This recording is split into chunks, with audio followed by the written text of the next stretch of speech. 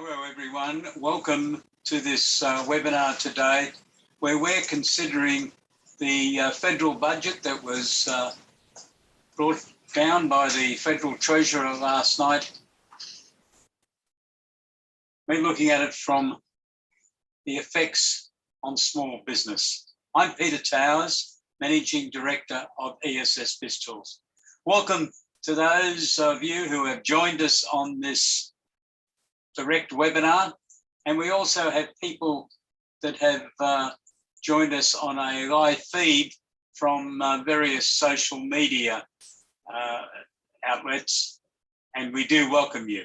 If you are watching this presentation having booked into the webinar and you have any questions, can you please type them into your computer, and I will attempt to answer the questions later in this webinar. If you're watching this on the live feed to social media, unfortunately you can't link direct back into my computer whilst I'm presenting the webinar. Can you send me an email with your questions, please? peter@essbiztools.com.au, and I will get back to you.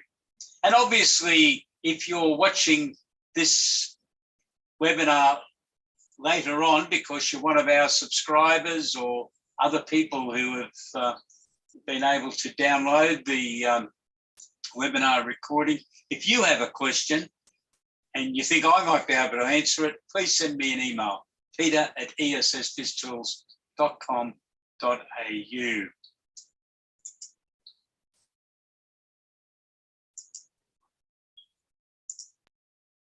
So I now want to move into the webinar itself, and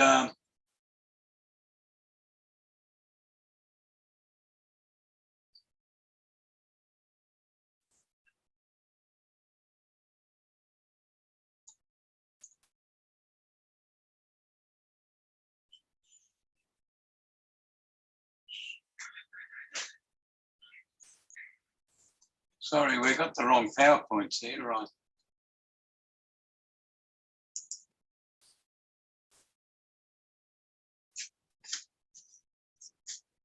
We've had a technical problem, so I'm just going to talk to the presentation today from my notes. It's been a great rush to get all this ready this morning, and unfortunately the PowerPoint slides are not ready. So let's look at the budget in review. Might not surprise you, but interest is the biggest cost in the budget. It's a unbelievable $120 billion. Sorry, 120 billion, yeah, $billion. That's a lot of money. And productivity in Australia is at a 60% low, according to the government's estimates. The budget in review, gross domestic product in this current financial year is estimated to be 3.5%, but then it falls away next year, 23-24, to only 1.5%. And that's obviously of great concern to the government. And as accountants, I'm sure it's of great concern to us. In 24-25, it is estimated by the Treasury people to be 2.25%, and in 25-26 to be 2.5%. Inflation. By Christmas this year, the government's estimating it to be 7.75%. But by the 30th of June 23, it should have dropped to 5.75%. So that's a bit of relief. And in 23-24 will be 3.5%, 24-25, 2.5%, and 25-26, 2.5%. So that's inflation. Obviously, inflation is causing a lot of problems overseas at present, particularly in the United Kingdom, where it's over 10%, and it's also very high in the United States of America. So if Australia can get back to even 3.5% in 23-24, it's a big improvement on what we're looking at around the world, but it's a lot of things can happen between now and then. Wages growth. Now, the government's very concerned about wages growth, and the wages growth percentage in the current fiscal year is 3.75%. That's compared to the inflation rate of 5.75%. So wages are going backwards when compared to that. In 23-24, it's 3.75% for growth. It's only slightly higher than inflation. And it then gets ahead by 0.75% in 24-25. And by 25-26, it's forecast to be 3.5%, which makes it 1% above inflation. The unemployment rate is forecast for this year to be 3.75%. So it's gone up a little bit in the last couple of months. Remember, it was about 3.5% when the election was held. But in 23-24, it's estimated to blow out to 4.5%, which means an additional 140,000 Australians are going to be out of work. And that's a problem. In 24-25, it's expected to remain at 4.5%. And in 25-26, it slightly reduces to 4.25%. So unemployment is a concern. And that's probably lined up with the economy not performing as good as one would hope in those years. But maybe that can be changed. Let's have a look at the budget inclusions that I think are relative to small business. The energy efficiency grants to reduce energy use and lower bills has been introduced. And I'm just going to look at this edition of Business Plus, which is our summary of the budget. Is available and has been sent later this afternoon to everyone that's registered for this webinar. So you'll be getting a copy of this document. And the energy efficiency grants to reduce energy use and lower bills, there's a budget of this of 62.6 million over 3 years. And it's cover a whole range of things, supporting studies, planning, equipment, facility upgrade, etc. New access for small business owners mental health support program. Unfortunately, there's been a demand on this service, which is offered by Beyond Blue, and it's continuing. Small business debt helpline, also similar. It's unfortunate that these support services are needed, but they are, and it's continuing for another year. Support for the education and compliance associated with introducing the Respect at Work program. This is for employers, and there's 5.8 million allocated over 4 years. One-stop shop for workplace sexual harassment information. Very important that employers can get this information. So I'm going through this so you can think about how you're going to talk to your clients about these sort of services that are available. The delivery and of education, technical advice and support services for small businesses who are looking at the implementation of the 10-day paid family and domestic violence leave. So the government's putting summaries together on that. Funding for the Fair Work Commission to support the uptake of enterprise bargaining for small business. The government's going ahead with this. It's not very popular with employer groups, or most of them, as we heard last night after the budget presentation. But that's the law, and I'm not really going to comment on the whether I agree or disagree with some of these matters. This webinar is being presented to give you background information on what the government's done on the budget so that you can communicate with your clients. Establishment of a startup program to deliver help loans for university graduates, postgraduates. That's very important. Helps them understand innovation and how the startup community works, how they can start up a business. And that's very interesting. And I would suggest that you try to become familiar with any groups that are supporting people doing this type of activity, starting up business, who are university graduates or postgraduates. they can be excellent clients, because some of these businesses can really grow, as we've seen in the last couple of years with some of the real success stories around Australia. Wins that could benefit SMEs is the next heading I put into this document. The government's going to support cheaper childcare for 1.26 million families around Australia. That should create a whole range of people who can work a lot easier than what they can at present. So that should help you secure staff. Caravan parks will be upgraded around Australia by the domestic tourism package. So that's potential work for any of our contracting type clients, carpenters, plumbers, air conditioning, all sorts of people. Skilled migrants. Now, this is a big announcement. Skilled migration intake was around 160,000 a year at present. It's going to go to 195,000 places a year. And the Great Barrier Reef Marine Park Authority is receiving an additional $1.2 billion for reef maintenance over the next 9 years. Now, some of that work will be able to be done by SMEs, and that's the reason we've listed that, wins that could benefit SMEs. The government has also announced infrastructure funding of $9.6 billion. So there's going to be activities there that many of our SME clients are going to be able to secure work from. Another big announcement, which has been talked about in the media for some weeks now, but is now confirmed, is that pensioners will be able to earn up to $12,000 without affecting their pension. This is an improvement of $4,000 on the previous limit, so that's great.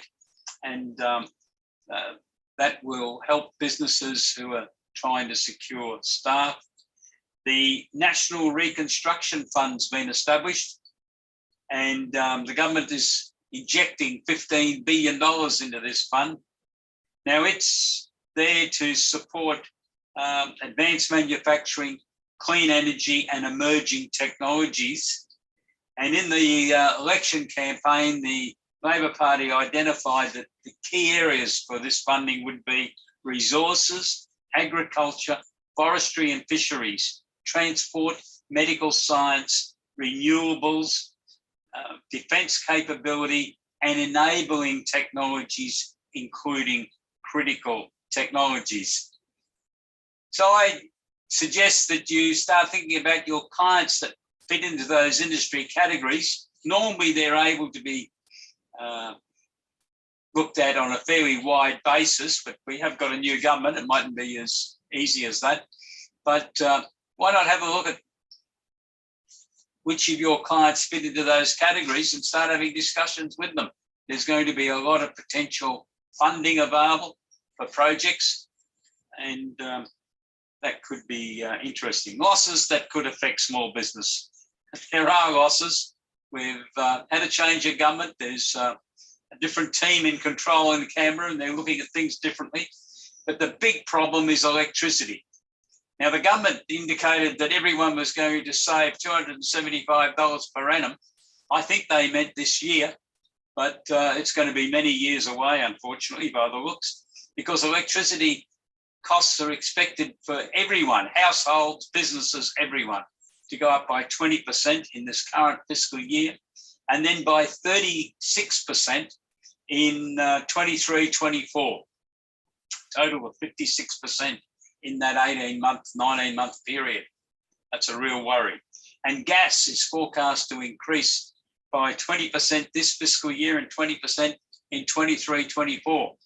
And there was great debates going on last night, if you watched the telecast and the subsequent interviews, about a whole range of issues to do with the gas industry.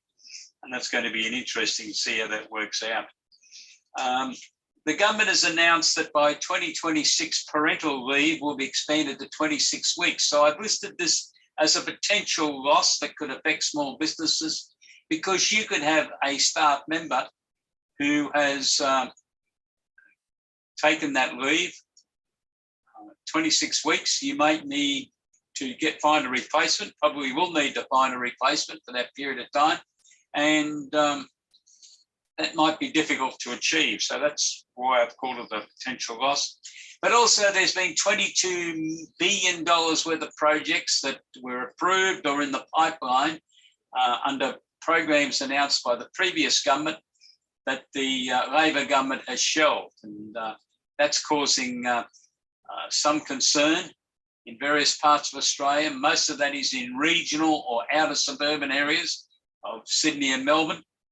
And there's going to be some people who are quite unhappy about that. And many small businesses would have been anticipating doing work under those programs. So they've gone.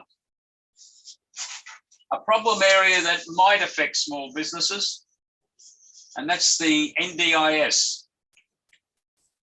The NDIS has had a cost blowout, according to the Treasurer. It's expected to reach a cost of $50 billion in 25-26.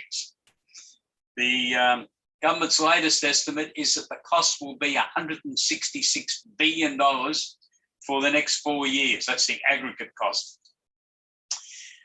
The Treasurer indicated last night in an interview on the ABC that the cost over the next 10 years could be hundreds of billions of dollars. And that's the way he explained it.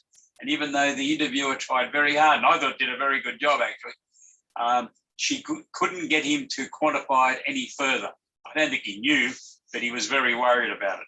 Now, there is an inquiry that the responsible minister, Bill Shorten, has commissioned into the NDIS, and I'm sure the government's very keen to get that report to see what changes, if any, can be made in the way the NDIS has been set up to run.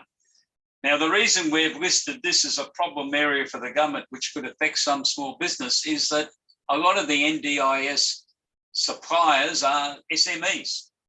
And the talk last night would be of concern to many of them because I'm sure Mr. Shorten's been told by the Treasurer that the costs of the NDIS have got to be reduced from this sort of money, which was nowhere near what the estimated annual cost was when this scheme was introduced by a previous Labor government. So it will be interesting. Energy, $20 billion has been allocated for the energy transmission, of which $800 million will be allocated to cutting taxes on electric cars and the parts on electric cars, and building an electric charging network on highways around Australia and hydrogen refueling stations on highways, and solar battery storage for up to 100,000 homes. If we're having electric vehicles, this is very important. There's got to be places where people travelling on the highways can pull in to recharge. And if electric vehicles are going to be widely used in the regional and country areas, these facilities are very important. So I welcome the government's decision on that. Housing. This is a big win for SMEs. The government's committed to funding the development of 10,000 affordable homes over a 5-year period from 2024. There's a fair bit of planning to go into this. But the government also announced that it is talking to the state governments and the territory governments and private enterprise, and the Financial Review and the Australian have been talking about major superannuation funds as potential investors in a grand plan to construct 1 million additional homes over the next 4 years in Australia. And these will be lower cost homes to overcome this housing problem which we currently have. Now, that's great news for the building industry. I hope there's enough skilled staff around to be able to do that work, but we have that commitment. The natural disasters also, there's $200 million per annum just been transferred each year because we are a country that's always seems to have natural disasters, aren't we? And gee, we've copped it in the last couple of years, and we're copying it again. Even as we have this webinar today, some parts of Victoria and New South Wales are flooded, and if there's other parts, my apologies, I haven't caught up to date with that. And the government also has indicated that it's provided $3 billion for the current problems that are evident in Queensland and New South Wales. Let's look at skills development.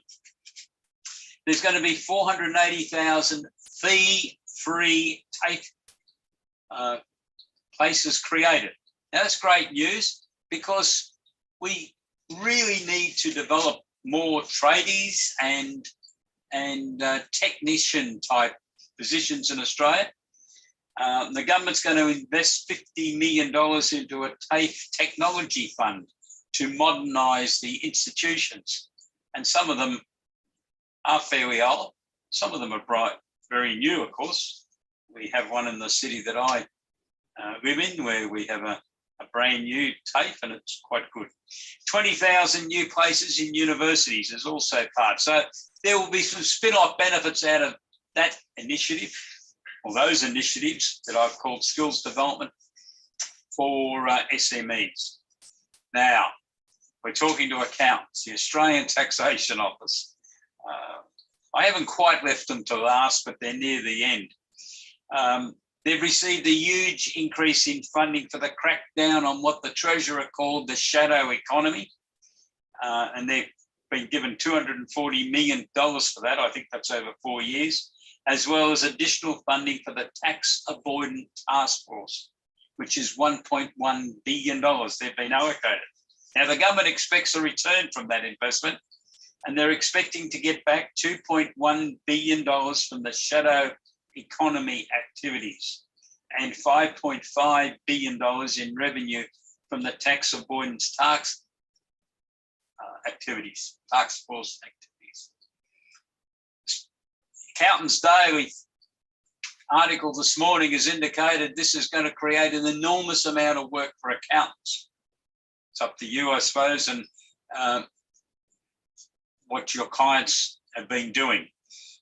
But it's an area that the tax office is obviously going to be paying a lot of attention to. And if you've got clients that are on their radar, I'm sure you will be busy, but it does highlight the necessity to make sure all these records and returns are prepared accurately in the first place. The ATO has also received additional funding for a clampdown on multinationals, which the government expects will return just under $1 billion. So unfortunately, the biggest payback from the investment of money by the government in the tax office is expected to be really centred on primarily on SMEs, and undoubtedly some larger Australian companies will also fall into that area. But it does highlight the necessity to make sure these returns that have been lodged are accurate. There was no announcement that I can find anywhere other than some discussions on TV last night in the interviews with the Treasurer and others about the stage 3 tax cuts. They're already law. They've been introduced by the previous government, supported by the Labor Party when they were the opposition. So it's going to be very interesting what happens with the stage 3 tax cuts, which come into effect from July 2024. I've also noticed this morning some notes that Bitcoin gains are now officially included in the taxation rules, or will be when the legislation passes. Investors will pay capital gains tax on the sale of Bitcoin. So that's interesting. And there is no continuation of the fuel excise discount. Now, I don't think anyone expected that. There've been some people asking the government to think about it, but no, they're not going to continue that. So we have to cop the fuel prices. And this all goes towards the staggering increase in cost of living, of course, that's going on with electricity gas prices, fuel prices, and food and everyday prices, and rent in a lot of parts of Australia where rents have gone through the roof. The entrepreneurs, the government has announced the Young Entrepreneurs Program. I think this is wonderful. 2,000 people will receive loans to participate in an accelerator program. And these are great programs to get people who have completed their academic training, or at least their initial academic training, to get started in the business world by getting some funding under an accelerator program. And there are great opportunities for accountants to work with these people, because some of them can develop very good businesses fairly quickly, as you can see if you follow what's going on around Australia with capital raising from venture capitalists, but also under crowdsourced funding, equity raising. People are raising money based on their thoughts, their ideas. Many of them, when they were at university, they had this dream what they could do. Climate change, to finish off on this overview, government's allocated $1.9 billion to the Powering the Regions Fund. Now, this is to support regional industries to transition to net zero. So if you've got clients in the regions and you are looking for some result from the budget to talk to them about, this is one. Now, I don't think there'll be any details on this fund available yet. Watch it, because some of your clients could well apply and get funds from the government to assist them to get their business so that it's down to a net zero basis.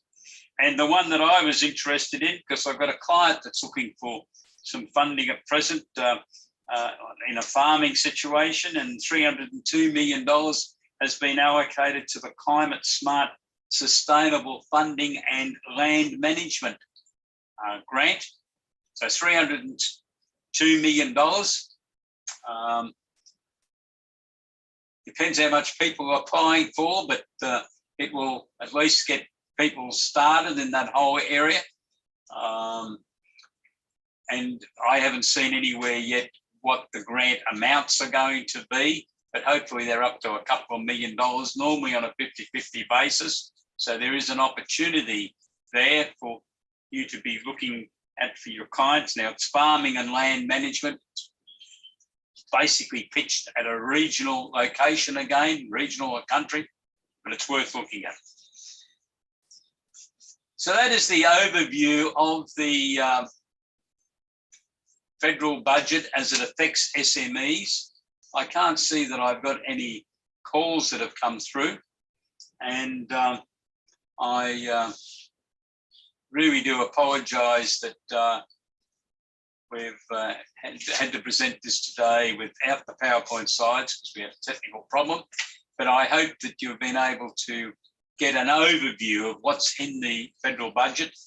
Now, we will be sending to your email address in a couple of hours' time the article which we've produced, Business Plus newsletter. So you can read the full detail yourself then. And if you are a subscriber of ESS BizTools, you can go to your website now. We can go to our website, sorry, the ESS BizTools website, and download the Business Plus newsletter, because our subscribers, you always get your Business Plus at 12 noon, AEST, normally on a Friday. It's when we produce them on the second Friday of each month, but obviously today was very important as the day after the federal budget. If you would like to know more about ESS BizTools, the services we offer to assist accountants to offer a broader range of professional services, primarily built around business advisory services, virtual chief financial officer services, and budgets, cash flows, projected balance sheets in financial forecasts, please visit our website, www.essbiztools.com.au, or give me a phone call, 1800 232 088, And I'm quite happy to have a complimentary 45-minute discussion with you to get an understanding of who your firm are, where you're located, who your clients are, what services you're already providing to them, what sort of team do you have, so we can discuss the type of program that ESS BIZTOOLS can provide to you that I think will help you get started on this journey of delivering a broader range of professional services to your clients. I'm just checking once again. I've got nothing coming up on my screen that anyone has got any messages. So thank you very much, and stay safe and have a great day. Goodbye.